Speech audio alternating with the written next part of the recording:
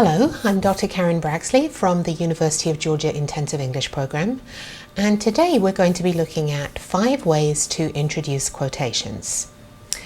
Now, the first way is to introduce your quotation with a complete sentence, and then at the end of the sentence you're going to put a colon, that's a dot and a dot, and after the colon you'll put your quotation. So let's take a look at a sentence like that. Mark Twain had a great way of expressing how our opinion of our parents changes as we get older. When I was 14, my father was so ignorant I could hardly stand to have him around. When I got to be 21, I was astonished at how much he had learned in 7 years. So, what I like about introducing a quotation in this way is that it forces you to make the point in your own words first, and then you can introduce the quotation to illustrate or to support the point that you just made. All right, let's look at the next way.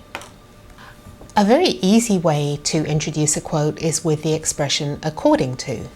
And according to can be followed by the name of a publication, for example, according to a newspaper article. And let's look at that example first of all. According to a recent article in the Times, no 2 presidential candidates have ever been as unpopular as Donald Trump and Hillary Clinton. So that's one way to use according to, but you can also use according to introduce the author's name. So let's look at an example like that. According to Cole, the simple fact is that we know of no tests that are culture-free. Alright, so one other thing that you should keep in mind when you use according to is you'll have according to and then the name of the publication or the author, and then you'll have a comma before you introduce the quotation. Alright, well the next way we're going to look at is introducing a quotation with a reporting verb. And the thing that's interesting about introducing a quotation with a reporting verb is that the verb you choose to use actually conveys how you think the original writer felt about the quotation. So, if you think that the original writer was trying to make a point very strongly, you might use a verb like argued. So let's look at a quote like that. It is essential to take a stand on important issues. As Jones argued, it is critical to speak out whenever you see injustice, even if it is a small injustice. So in that example, using argued implies that the original writer felt very strongly about the point he was making, and he was trying to persuade others to agree with him, to feel the same. But of course, you don't have to use a strong verb like that. You could also use a much more neutral verb. So let's look at an example using a neutral verb. In my class on Southern culture, the professor said, there is a difference between how Southerners see themselves and how others see them. So in this example, said is really a neutral verb. It doesn't convey any strong meaning one way or the other. It's just a way to introduce the quotation. And there are lots of verbs that you can use that are equally neutral.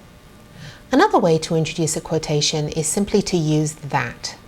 And that's a very common way to introduce a quote. And it's maybe a little bit less formal than the other ways we've looked at so far. So here's an example introducing a quote with that. The IEP handbook explains that the mission of the UGA Intensive English Program is to offer a rigorous, supportive and student-centered English language program that will help our students to develop the English language proficiency they need to enter and succeed in American universities. Finally, another way to introduce a quotation is just to make the quotation part of your sentence. And again, that way may be a little bit less formal than some of the other ways we've looked at, but this way is also used in academic writing. So let's look at an example of that. If an ounce of prevention is worth a pound of cure, then we should put more money into developing vaccines than we should into treating diseases. So we have looked at 5 ways to introduce quotations today. The first one was to introduce the quotation by using a complete sentence followed by a colon. The second way was to use the expression according to, followed by the name of the author or the name of the publication, followed by a comma, and then the quote. The third way we looked at was to use a reporting verb, and when you use a reporting verb, you have the verb followed by a comma and then the quotation. The fourth way we looked at was to use that, and when you use that, there's no punctuation. You just have that, and then you have the quotation.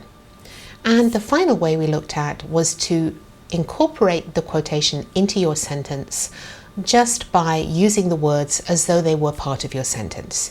All right, so those are the 5 ways to incorporate quotations into your writing, and you can find more information by going to our website, iep.uga.edu.